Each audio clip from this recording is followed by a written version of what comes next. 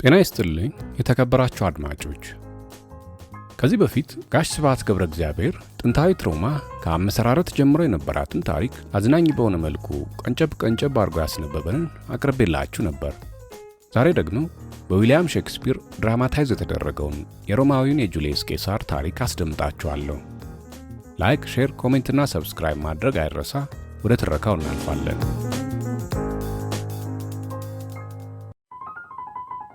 ጁልየስ ቄሳር ከዊሊያም ሼክስፒር በወንድሙ ነጋሽ የተተረጎመ በ1979 ዓመተ ምህረት ከታተመው የሼክስፒር ሥራዎች መድብል የተገኘ።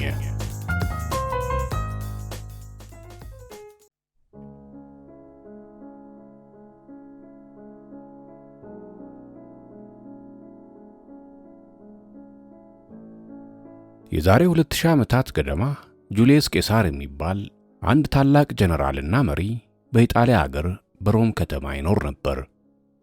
በድል አድራጊነቱ በመላው አውሮፓ ስሙ የገነነ፣ ከጦር ሜዳ መልስ የሀገሩ ሰዎች ለረጅም ጊዜ ብሔራዊ ጀግና አድርገው የተቀበሉት ክቡር ሰው ነበር። ቄሳር በምግባሩ በጀግንነቱና በሰብአዊነቱ የገነባውን ስብዕና የሚጠሉና የሚፈሩ ጥቂት የቅርብ ጓደኞቹ በቅናት እሳት ተቃጠሉ። ለስልጣን እጅግ በጣም የቋመጠ ከመሆኑ የተነሳ የሮም ንጉሥ ለመሆን ይፈልጋል ብለውም ጠረጠሩት። ፈላጭ ቆራጭነቱን በእጁ ለማድረግና ስልጣኑንም ለማጠናከር ዝግጅት በማድረግ ላይ ነው በማለት ክፉኛ ጠሉት፣ ነቀፉትም። በዚያን ጊዜ በሮም የሚኖር ብሩተስ የሚባል ሰው ነበር። ብሩተስ ታላቅ ሞራል፣ ቅን አስተሳሰብ እንዲሁም መልካሙን ለሮም ሕዝብ ሊያደርግ የተዘጋጀ ሰው ነበር። ብሩተስ የቄሳር የልብ ወዳጅ ቢሆንም የቄሳር ለስልጣን መቋመጥ ግን እጅግ በጣም ሐሳብ ላይ ጣለው። ቄሳር የትልቅነት ምልክቶችን በየቀኑ እያጎላ በመምጣቱ ሕዝቡ እንደ አምላክ ይመለከተው ጀመር። ይህ ጉዳይ ብሩተስን ይበልጥ አስጨነቀው። አንድ ቀን ብሩተስና አማቹ ካሲየስ በአውራ ጎዳና ላይ ተገናኙ። በዚያን ጊዜ ጁልየስ ቄሳር ብዙ ሺህ ሰው ተሰብስቦ የሚያየውን ብሔራዊ ጨዋታ ለመመልከት ሄዶ ነበር። በዚያ አጋጣሚ ሕዝቡ ቄሳርን ያነግሰዋል የሚል ጥርጣሬ በካሲየስ ላይ አድሮ ነበር። በሩቁ የሕዝብ ቦታ ይሰማል። ብሩተስ ይህ የቄሳር ንግስ ጉዳይ ምናልባት እውነት እንዳይሆን ብሎ ሰጋ። ይሄ ሁሉ ቦታ ለምንድን ነው አለ ጆሮን አቅንቶ። ስማ ካሲየስ፣ ሕዝቡ ቄሳርን እንዳያነግሰው ሰጋለሁ አለ ብሩተስ። በእውነት ትሰጋለህ? አለና ካሲየስ ከሆነ መስጋት የለብህም። አልሰጋም ካሲየስ፣ ቢሆንም ቄሳርን በጣም ወደዋለሁ አለ ብሩተስ። ካሲየስ የሮም ፓርቲ አባል ከመሆኑም በላይ ቄሳር ንጉሥ እንዳይሆን ከሚፈልጉት ወገን ነበር። ስለሆነም ለመሰሪያ ዓላማ በቡድኑ አባሎች ተልኮ ነበር። የብሩተስን መንፈስ ለውጠው መሪያቸው ሊያደርጉት አስበው ካሲየስ ዘውትር ጠጋ ይለዋል። ብሩተስ የቄሳር የልብ ወዳጅ ከመሆኑም ባሻገር ቆራጥ ጀግና፣ ታዋቂ ሰው ነበር። በሮም ሕዝብ ዘንድ በጣም ተወዳጅ ከመሆኑ የተነሳ ከሌላው ሰው ይልቅ እርሱ እንዲመራቸው ይፈልጋሉ። ይህን ሁሉ ጠንቅቆ የሚያውቀው ካሲየስ የብሩተስን አእምሮ በተንኮል ሊመርዘው አቀደ። ግን ለምንድን ነው ቄሳር ራሱን ትልቅ አድርጎ የሚመለከተው? አለና ድምፁን ከፍ አድርጎ እኔም እንደ ቄሳር ነፃ ሆኜ ነው የተወለድኩት፣ አንተም እንዲሁ። የሁለታችንም ጤና የተሟላና የክረምቱንም ቆፍር ልንቋቋም የምንችል ነን። ቢሆንም ግን እኔ ለእርሱ እያጎበደድኩ ሰብአዊ ክብሬን በማዋረድ ላይ ይገኛለሁ አለ ካሲየስ ቁጭት በተሞላ አነጋገር። በሩቁ አሁንም ከባድ ሆታ ይሰማል። ካሲየስ የብሩተስን የጭንቀት ገጽታ በማንበብ መርዛዊ ንግግሩን ቀጠለ። ብሩተስ፣ ቄሳር ከሚለው ቃል ውጪ ምን አለ? የቄሳር ስም ካንተ ስም የበለጠ የገነነበት፣ የበለጠበት፣ የተወደደበት ለምን ይሆን? በአማልክት ስም ይሁንብህና ለመሆኑ ቄሳር የምን ስጋ ቢበላ ነው እንዲህ ገናና ሊሆን የቻለው? በምን ኃይሉ ነው? አለና የብሩተስን ስሜት ለመረዳት ንግግሩን ገታ አደረገ።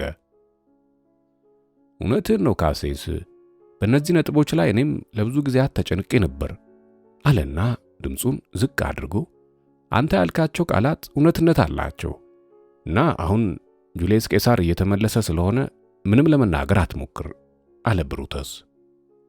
ብሩተስና ካሲየስ ጭውውታቸውን እንዳበቁ ጁልየስ ቄሳር ፊቱ ደም ለብሶና ተቆጥቶ አልፏቸው ሲሄድ አተኩረው ተመለከቱት። ቄሳር ልፍ እንዳለ ካስካ የተባለውን የካሴስን ጓደኛ ጠርተው በቄሳር ላይ ምን ቢደርስበት ነው እንዲህ ሊቆጣ የቻለው እያሉ አጥብቀው ጠየቁት። ካስካ የብሔራዊ ጨዋታውን ሁኔታ ይመለከት ነበርና የተፈጠረውን ገለጸላቸው። ማርከስ አንቶኒዩስ የታወቀው ወታደር በብሔራዊ ጨዋታ ውስጥ ተሳታፊ ሆኖ በመጨረሻ ዘውዱን 3 ጊዜ በቄሳር ራስ ላይ ሊደፋለት እንደሞከረና ቄሳር 3ቱንም ጊዜ አልነግስም በማለት አሻፈረኝ ቢልም ጥያቄው በተደጋገመ ቁጥር እምቢታው እየቀዘቀዘ ሲመጣ ታይቷል። በዚህ ነው ቄሳር ሊናደድ የቻለው እያለ ካስካ አስረዳቸው። ሕዝቡ ይህን ያህል ሆታ ያሰማ የነበረው በምን ምክንያት ነው ብሎ ብሩተስ አጥብቆ ጠየቀው። ሕዝቡ በእልልታና በሆታ የቄሳርን ስም እያነሳ ያወድሰው ነበር። ዘውዱንም አልቀበልም በማለቱ ሕዝቡ ያሞግሰውና እውነተኛ ሰው ይለው ነበር። ይህ ነበር ቄሳርን ያስቆጣው። ነገር ግን የሕዝቡ ግፊት ስለበዛበት ለመጨረሻ ጊዜ ዘውዱን ሲሰጡት ፈቃዳቸውን እንደሚፈጽም ካስካ ከሁኔታው ተረድቶ ነበር። አእምሮ ተረበሸና ብሩተስ በቀጥታ ወደ ቤቱ አመራ። ሌሊቱን በሙሉ እንቅልፍ በዓይኑ ሳይዞር ምን ማድረግ እንዳለበት ሲጨነቅና ሲጠበብ አሳለፈ። ቄሳርን ከዚህ ተፈጥሯዊ ኩራቱ እንዴት አድርጎ ማላቀቅ ይቻላል? ከእርሱ የሥልጣን ጉጉትና ስግብግብነት መዳፍ ሮምን እንዴት ማዳን ይቻላል? በእርሱ ሞት ይህ ሁሉ ችግር ይቃለላል አለና ለመጨረሻ ጊዜ በሐዘን ተውጦ ውሳኔ ሰጠ። ሙሉ ሥልጣን ቢጨብጥማ ምን ማድረግ እንደሚችል ማወቅ አንችልም። አስቸጋሪ ሰው ነው የሚሆነው አለ ብሩተስ በቁጭት።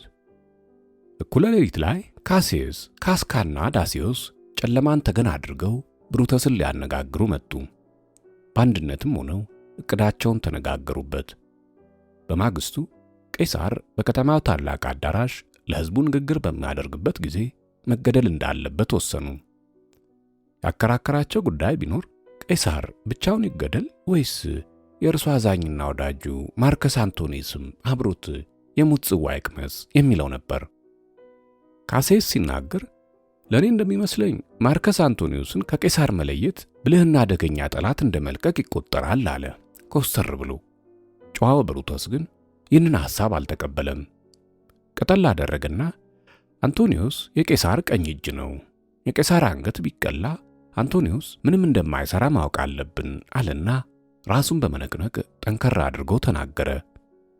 ከዚያም ንግግሩን በማራዘም እንደኔ ምኞት ከሆነ ቄሳር ለስልጣን ያለውን ጉጉት ሳንገድለው ማስቀረት እንችል ነበር። ይህ ደግሞ ይቻላል ለማለት አልደፍርም እና ቄሳር መሞት አለበት። ግን ጓደኞቼ ጀግንነት ተላብሰን እንጂ በፍርሃት ተርበድብደን ብቻ እንዳንገድለው፣ በልባችን ውስጥ መራራ ጥላቻ አይደርብን አለ ብሩተስ ደፈር ባለ አነጋገር። ስለሆነም በውሳኔያቸው መሠረት ቄሳር እንዲሞት ተፈርዶበት የግድያ ሴራቸውን ካቀነባበሩ በኋላ በማግስቱ በተግባር ለመተርጎም ተስማምተው ተለያዩ። የሚቀጥለው ቀን ጭጋግና ደመናማ ነበር። ቀኑ ነጎድጓድ የተቀላቀለበት የመብረቅ ድምፅ የሚያስተጋባበት ሆነ። ጁልየስ ቄሳር የመንፈስ ረፍት አጥቶ ካደረበት መኝታው እንደተነሳ ባለቤቱ ካልፑሪና ወደ ንግግር ማድረጊያ አዳራሽ በዚያ ጠዋት እንዳይሄድ አጥብቃ ተማጸነችው። እጅግ የሚያስፈራ ሕልም ማለሟንም ነገረችው። ሕልሟም በገበያው ውስጥ የቆመው የቄሳር ሐውልት ደም ሲተፋ፣ ሮማውያንም ግልብጥ ብለው በሳቅ እየተፍነከነኩ እጃቸውን በደሙ ታጥበው ወደ ሐውልቱ ሲመጡ እንዳየች ነገረችው። ቄሳር እኔ በከንቱ አምልኮ እንደማላምን ታውቃለህ። ነገር ግን ባለፈው ምሽት በሮም ላይ ያንዣብብ የነበረው ሁኔታ አሰቃቂና የሚዘገንን ነበር። ሌላ ሰው ደግሞ ገበያው ላይ አንበሳ ብቅ ሲል፣ መቃብሮች ተከፍተው አስክሬኖች ሲጋለጡ አይቷል። የጦርነት አስፈሪ ድምፅ በአየር ውስጥ የሰዎች እሪታና የቆሰሉ ፈረሶች ሲቃም ሲሰማ ነበር። ቄሳር ሆይ እነዚህ ሁሉ ከችሎታችን በላይ ስለሆኑ ያሸብሩኛል። ለእኛ ማስጠንቀቂያ እንደሆኑ እርግጠኛ ነኝ። አንድ ከባድ ችግር በአንተ ላይ እንደሚደርስ ይሰማኛል አለች ካልፑሪና። ቄሳር ሚስቱን አጽናና። በእርሱ ላይ ብቻ እንደዚህ ያለ ልዩ መከራ ሊደርስ እንደማይችል ነገራት። እነዚህ አሸባሪና አስደንጋጭ ሁኔታዎች በእርግጥም ማስጠንቀቂያነታቸው ለመላው ዓለም ይሆናል እንጂ ለቄሳር ብቻ አይሆኑም አላት። ይህም ሆኖ የቄሳር ባለቤት ካልፑሪና በምንም አይነት መጽናናት ተሳናት። ምስኪኖች ሲሞቱ አዳዲስ ከዋክብት አይታዩም፣ ነገሥታት ሲሞቱ ግን ሰማያት አስቀድመው መርዶ ያረዳሉ አለች በምሬት። ካልፑሪና እንደምንም ብላ ቄሳር ንግግር ወደሚያደርግበት አዳራሽ እንዳይሄድ አግባባችው። ካሴስ ካልፑሪና ቄሳርን አግባብታ እንደምታስቀረው ጠርጥሮ ነበርና ዳሴስን በአስቸኳይ እንዲመጣ ላከበት። ዳሴስ የካልፑሪናን ሕልም በሰማ ጊዜ በምጸታዊ ሳቅ ፈረሰና ሕልምሽን በአጓጉል መንገድ ነው የፈታሽው። ከቄሳር ሐውልት በፈሰሰው ደም ሮማውያን በሳቅ እየተፈነከነኩ በደሙ እጃቸውን የመንከራቸው ትርጉም ታላቋ ሮም ከቄሳር ትኩስ ደም ትጠባለች ማለት ነው አለና ፊቱን በሚያግባባ ሁኔታ ወደ ቄሳር መለስ አድርጎ ከቄሳር ትኩስ ደም መጥባት ማለት ደግሞ ሕዝብህ በአንተ አመራር ታላቅነትን ይበልጥ ይጎናጸፋል ማለት ነው አለ ዳሴስ ኮስተር ብሎ። ሕልሟን ጥሩ አድርገህ ፈተኸዋል አለ ጁልየስ ቄሳር። ዳሴስም ቀጠል አድርጎ ዛሬ የሮም ሕዝብ ለቄሳር ዘውድ ሊደፋለት መወሰኑን ሰምቻለሁ። ወደ እነሱ ላለመሄድ ወስነ መልእክተኛ የላክ እንደሆነ ግን አስተሳሰባቸው ይለወጣል። ለአንተ ያላቸው ጽኑ ፍቅርና አክብሮት ይነካል። ይባስ ብለውም ማሾፊያ ያደርጉሃል። እንዲህ እያሉ የቄሳር ሚስት የተሻለ ሕልም እስክታይ ድረስ እንጠብቅ እንዴ? አንተ ራስ ቄሳር ከተደበክ ደግሞ እንዴት እያሉ የሚያንሾካሹኩ መሰለ። እዩት ጀግና ንጉሡን ሲሉት የሚፈራ እያሉ መሳቂያ ያደርጉሃል። የእስከ ዛሬው ጀግንነትም ዋጋ ቢስ ይሆናል እያለ ዳሴስ ተንጣጣ። ዳሴስ የቄሳርን ልበ ኩሩነት ጠንቅቆ ማወቁ መንፈሰ ድልና ደካማ ሰው እንዳገኘ ያህል ቆጥሮታል። የሮም ሕዝብ መሪ ፈሪ ተብሎ መገመትን እንደ ውርደት ይቆጥረዋል። ቄሳር ፊቱን ወደ ባለቤቱ መለስ አደረገና ካልፑሪና በከንቱ ፍርሃት ራስሽን እንዳሞኘሽ የተረዳሽ መሰለኝ።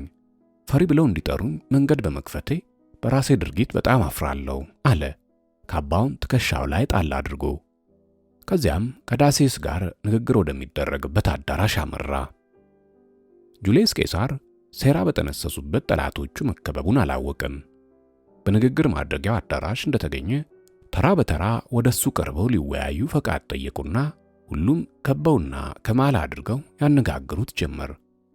ካሲየስ፣ ብሩተስ፣ ዳሴስ፣ ካስካና ሌሎችም በዙሪያው ቆሙ። ከዚያም የሚያውቁት ልዩ ምልክት ድምፅ ተሰማ።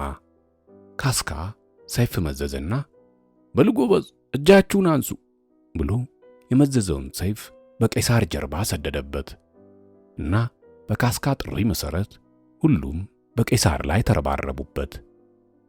የልብ ወዳጁ ብሩተስም እጁን በእርሱ ላይ እንዳነሳበት ቄሳር በተመለከተ ጊዜ ተስፋ በቆረጠ የሲቃ ድምፅ አንተም ወዳጄ ብሩተስ፣ እንግዲያውስ እኔ ቄሳር መውደቅ አለብኝ አለና በጀርባው ተንጋሎ የመጨረሻ የአመፅ የቂም በቀል መራራ ሞትን በጸጋ ተቀበለ። ይህ ዱብዳ፣ ይህ አሰቃቂ ድንገተኛ ጥቃት ንግግር ሊያዳምጥ በነቂስ ወጥቶ የነበረውን ሮማዊ ሁሉ አስደነገጠው። በፍርሃት ተዋጠ። ሕዝቡ ግራ ተጋባ፣ ተርበደበደ። ሲና የተባለው ድምፁን ከፍ አድርጎ ፍትሕና ነጻነት አግኝተናል፣ አበቃ፣ ቄሳር ሞቷል ብሎ እጁን በቄሳር ደም ታጠበ። ሌሎችም እሱን ተከትለው እጃቸውን በቄሳር ደም ሲታጠቡ ሕዝቡ ተመለከተ። አብዛኛው በድንጋጤና በፍርሃት ተውጦ ሕሊናውን ሳተ። እሪታ፣ ኡኡታ በረከተ። ከዚያ አሰቃቂ ድርጊት ለመሸሽ ሲተረማመስ ሰው በሰው ላይ ተረባረበ። ትርምስምሱ ወጣ። አሁን ገና ነው የካሴስ ብልህነት የታወቀው። ለምን ቢሉ ብሩተስን መሪያቸው እንዲሆን መምረጡ። ብሩተስ የሮማውያን ስመጥር ጀግና በሐዘን የተሰበረውን የሕዝቡን ልብ አጽናና። ቃሉንም ከፍ አድርጎ አትፍሩ፣ አትሽሹ፣ ባላችሁበት እርጉ፣ ለሥልጣን የቋመጠውና የጓጓው ቄሳር ዋጋውን አግኝቷል። አንድም ሮማዊ ለመጉዳት ዓላማ የለንም። አይዟችሁ፣ ጠንከር ጠና በሉ አለ ብሩተስ ትከሻውን ሰፋ አድርጎ። በፍርሃት ተርበድብዶ የነበረው ሕዝብ ጸጥ አለና ብሩተስን ያዳምጠው ጀመር።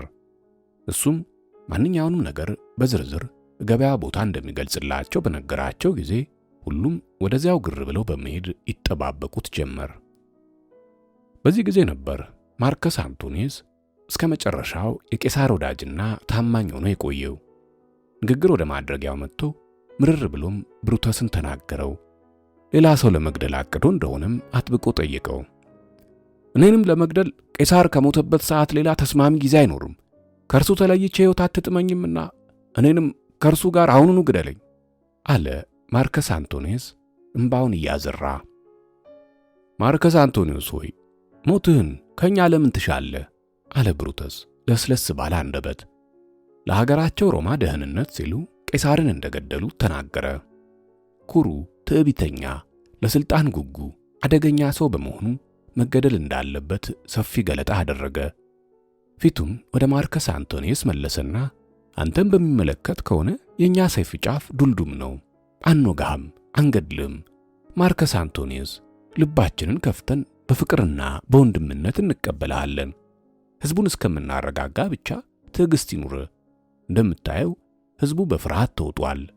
ሕዝቡን ካረጋጋን በኋላ እኔ እንኳን ከሁሉም ይበልጥ የምቀርበው የቄሳር ልብ ወዳጅ ነበርኩ፣ ለምን እጄ በእርሱ ላይ እንዳነሳው በሰፊው ገልጽልሃለሁ አለ ብሩተስ ወደ ሕዝቡ ለመሄድ እየተዘጋጀ። እኔም ቄሳርን ከልቤ ወደው ነበር አለ ማርከስ አንቶኒዮስ። እሺ ብሩተስ፣ እንዳልከው ስለ ቄሳር የምትገልጽልኝን ጠብቄ ለመስማት ዝግጁ ነኝ። ቄሳር ኩሩ፣ ትዕቢተኛና ለስልጣን ጉጉ አደገኛ ሰው መሆኑን በተጨባጭ ካሳመንከኝ የኔና ያንተ ወዳጅነት ይቀጥላል አለ እምባ እየተናነቀው። ከዚያም የቄሳርን አስከሬን ከወደቀበት አንስቶ ወደ ገበያው ቦታ ካስወሰደ በኋላ የቀብር ስነ ስርዓት ንግግር ለሕዝቡ ለማድረግ ማርከስ አንቶኒዮስ የብሩተስን መልካም ፈቃድ ጠየቀ። ብሩተስም ከፈቀደለት በኋላ ማርከስ አንቶኒዮስን እዚያው ቄሳር አስከሬን አጠገብ ትቶ ከጓደኞቹ ጋር ተያይዘው ሄዱ።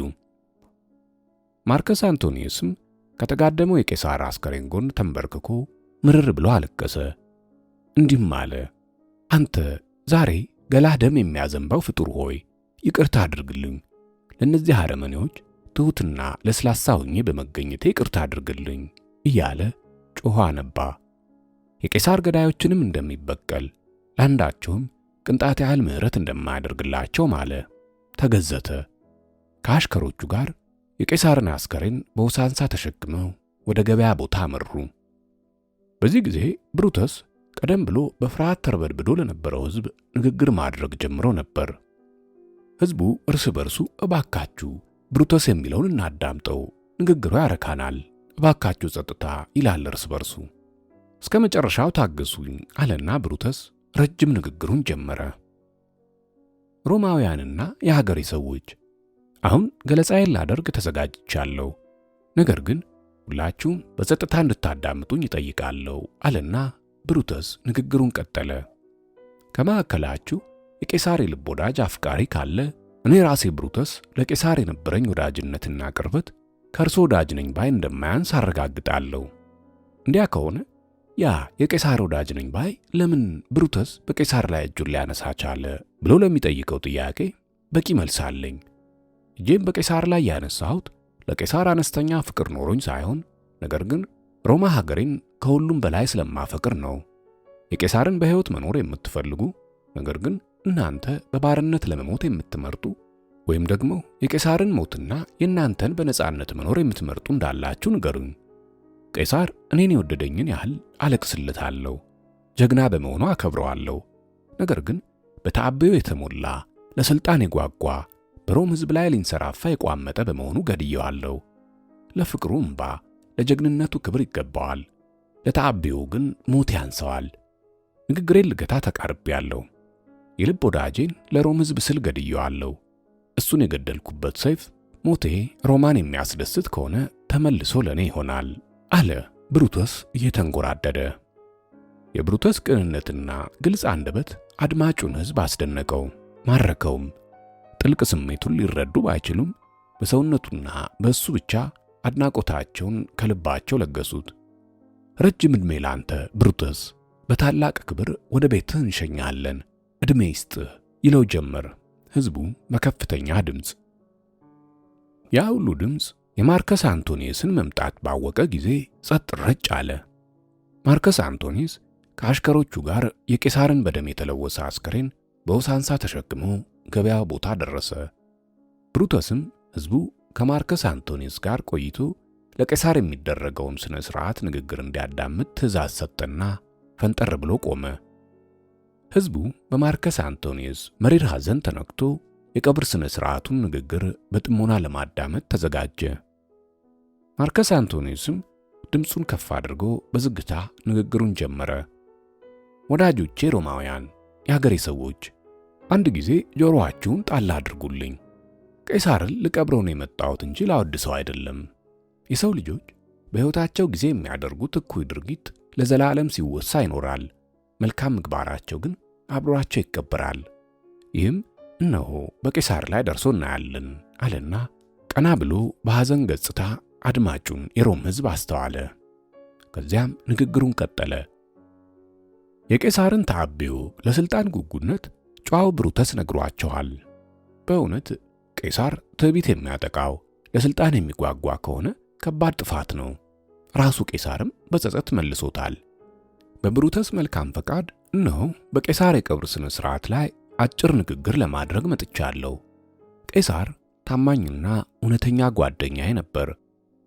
ብሩተስ ግን ትዕቢት ያደረበት ሰው ነበር ይላል። ቢሆንም ብሩተስ የተከበረ ሰው ነው። ቄሳር ለድሆች አዛኝና ለጋስ ነበር። ታዲያ ታቢዮ ያደረበት ሰው ነበር ቢለውም ብሩተስ የተከበረ ሰው ነው። ትናንት ሁላችሁም በውድድሩ ስፍራ እንዳያችሁት ንጉሣዊ ዘውድ ልደፋለት ነበር። ነገር ግን 3 ጊዜ ሙሉ አሻፈረኝ ብሎ አልቀበልም አልነግስም ማለቱን በዓይን ምስክርነት የምታረጋግጡት ነው። ታዲያ ይህ ሰው ነው ለሥልጣን የጓጓና ታቢዮ ያደረበት? ብሩተስ ግን ቄሳርን ትዕቢተኛ ነበር ይለዋል። እና ግን ብሩተስ የተከበረ ሰው ነው። ብሩተስ ስለ ቄሳር የነገራችሁን ላስተባብል አይደለም እኔ የመጣሁት። ነገር ግን በሕይወት ሳለ በበቂ ምክንያት ስትወዱት የነበረውን ቄሳር ሲሞት አዝናችሁ እንድትቀብሩት ፈልጌ ነው። ምን ነው የሰው ልጅ ሕሊና አጣ? ምን ነው ፍርድ ወደ አውሬዎች መንጋ ኮበለልሽ?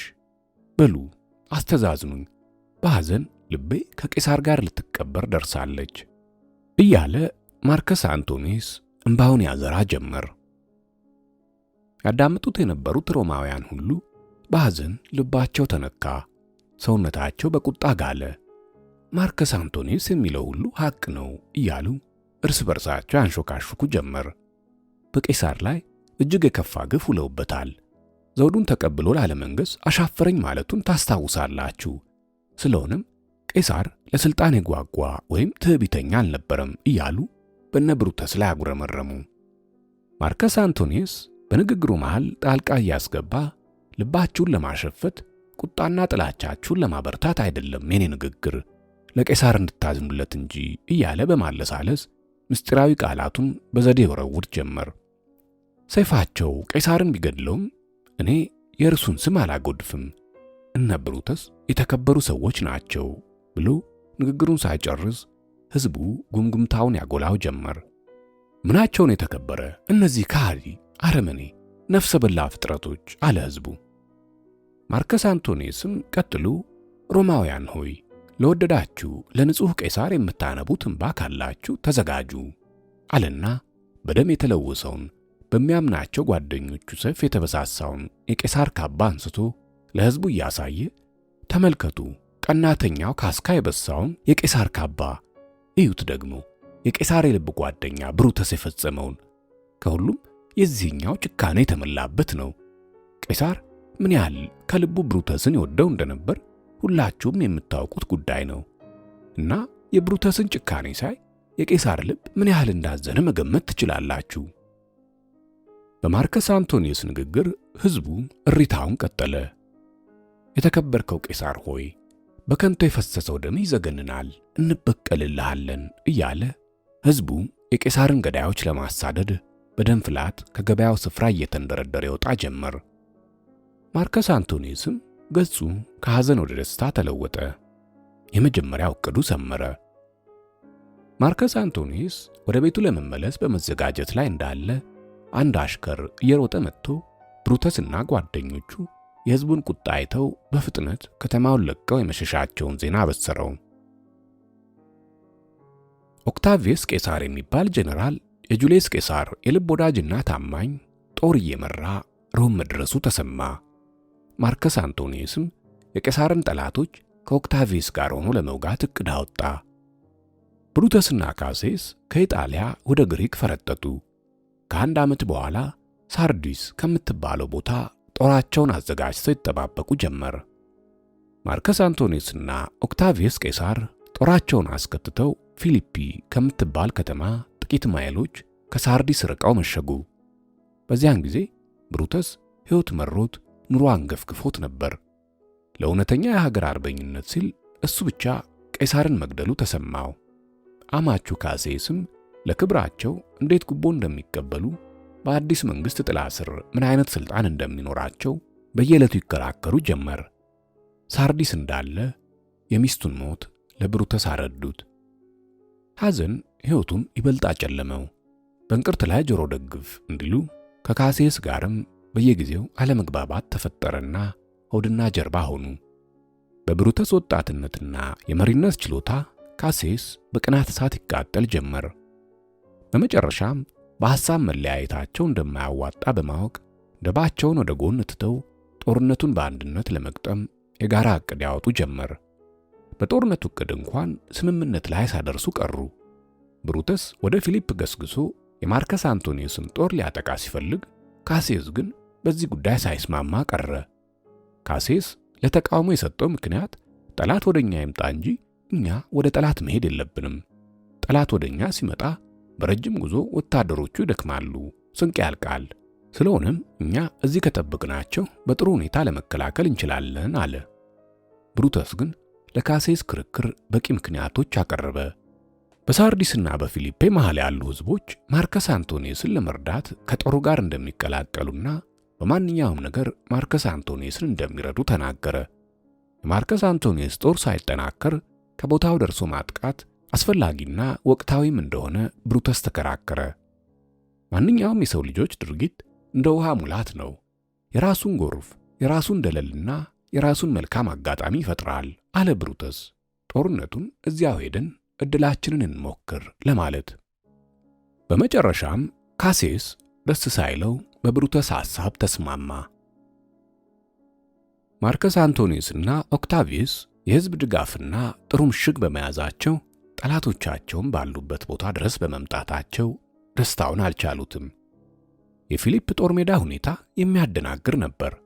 ምክንያቱም ሁለቱም ለጦርነት የገጠሙት ወታደሮች የለበሱት ልብስ ተመሳሳይ በመሆኑ የጠላትን ጦር ከወገን ጦር ለመለየት ከማዳገቱም በላይ በብሩተስ ካምፕ ውስጥ እርስ በርስ መመቀኛኘት፣ አለመግባባትና ጥላቻ ነግሶ ነበር።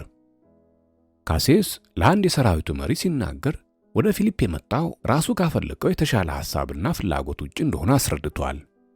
በፊሊፕ ጦር ሜዳ ምናልባት ድል እንመታለን የሚል ስጋት አድሮበታል። ወታደሮቻቸው በሙሉ ከሳርዲስ እስከ ፊሊፕ ባደረጉት የረጅም መንገድ ጉዞ ደክመዋል። የማርከስ አንቶኒዮስ ወታደሮች ግን ኃይላቸውን አጠናክረው ምሽጋቸውን ይዘው ተደራጅተውና ተጠንቅቀው የነብሩተስን በመንገድ የደከመ ሰራዊት ይጠባበቁ ጀመር። በመጨረሻም ካሴስ ብሩተስን እንዲህ አለው፣ ስማ ብሩተስ፣ ምናልባት በዚህ ጦርነት ባይቀናን በሮም አደባባይ ላይ የፍጥኝ ታስረህ እንደ ከብት መነዳትህን ትቀበላለህ አለ በማሽሟጠጥ። ብሩተስ ግን ምርኮኛ ሆኖ በሮም አደባባይ እንደ ከብት ከመነዳት ሕይወቱን በገዛ እጁ ማጥፋትን እንደ ታላቅ ክብር እንደሚቆጠር ነግሮት ሁለቱም ጦራቸውን በተለያየ አቅጣጫ ለመምራት ተለያዩ። ሁለቱም በሐሳባቸው የሞት ስቃይና ድል የመሆን ውርደት እየመጣ ያሰቃያቸው ጀመር። ጦርነቱ ቀኑን ሙሉ ተፋፍሞ አለ። ማምሻው ላይ የነ ማርከስ አንቶኒዮስ ጦር ድል አድራጊነት እየጎላ መጣ። አንድ መልእክተኛ ሲሮጥ መጥቶ የጠላት ጦር ካምፓቸው ውስጥ እንደገባ ለካሴስ ነገረው። የራሱን ጦር ከብሩተስ ጦር ለመለየት አቃተውና ጦርነቱ ያበቃ መስሎት ግራ ተጋብቶ ደነገጠ። ተስፋ ቆርጦ በራሱ ሰይፍ ራሱን ገደለ። ከጥቂት ጊዜ በኋላ ብሩተስ የአማቹ የካሴስ አስከሬን ከወደቀበት ቦታ ደረሰና ድምፁን ከፍ አድርጎ ጁልየስ ቄሳር ሆይ አሁንም ገና ኃያል ነህ፣ መንፈስህ እየተከተለን እነሆ የራሳችንን ሰይፍ በራሳችን ላይ እንድናነሳ ያደርገናል አለ። ሁሉም ነገር ያከተመ መስሎት ተስፋ ቆረጠ። ቢሆንም የቀረውን ጦር እንደገና በወኔ ይመራ ጀመር። ጦሩ ድል ከመሆኑና ወታደሮቹ የማርከስ አንቶኒዮስ ምርኮ ከመሆናቸው በፊት ብሩተስና ጥቂት ረዳቶቹ አመለጡ። ማርከስ አንቶኒዮስ ለወታደሮቹ እንዲህ አላቸው፣ ምርኮኞቹን ተንከባክባችሁ ያዟቸው፣ ርኅራኄ አሳዩአቸው። እኔ በበኩሌ እንደነዚህ አይነት ወታደሮች ከጠላትነት ይልቅ በወዳጅነት ነው የማያቸው ካለ በኋላ ብሩተስ ተይዞ ኦክታቪየስ ቄሳር ድንኳን ድረስ እንዲመጣ ትእዛዝ ሰጠ። ነገር ግን ብሩተስም እንደ ካሴስ በራሱ ሰይፍ ራሱን ገድሎ ተገኘ።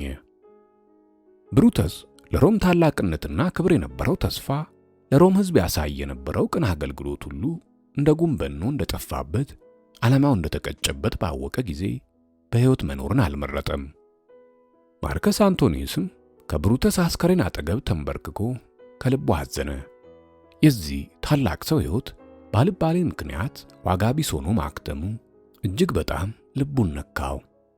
ወታደሮቹ እንዲሰሙት ድምፁን ከፍ አድርጎ ይህ ሰው በጨዋነቱ ከሁሉም የላቀ ሮማዊ ነበር፣ ሌሎቹ ግን በቄሳር ላይ የተነሱበትና የፈጸሙበት በደል ከምቀኝነት የተነሳ ነው።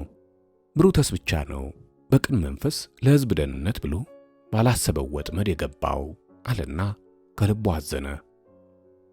ማርከስ አንቶኒዮስ ከተንበረከከበት ተነሳና የብሩተስ አስከሬን ወደ ካምፕ ተወስዶ በታላቅ የቀብር ሥነ ሥርዓት እንዲፈጸም ወታደሮቹን አዘዘ። ተጎናጽፎት የነበረው የመልካም ምግባር ጸጋ እንዳይለየው ማድረግ አለብን። ብሩተስ ጀግና፣ የተከበረና ታላቅ ሰው ነበር እያላችሁ ለዓለም ሕዝብ ንገሩ አለ ማርከስ አንቶኒዮስ አንገቱን በሐዘን ደፍቶ የብሩተስን አስከሬን ወደ ካምፕ እያጀበ።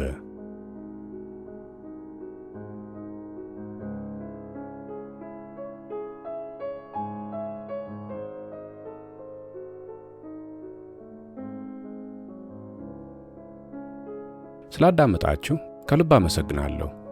ላይክ፣ ሼር፣ ኮሜንትና ሰብስክራይብ ማድረግ አይረሳ። በቀጣይ ትረካ እስከምንገናኝ መልካም ጊዜ።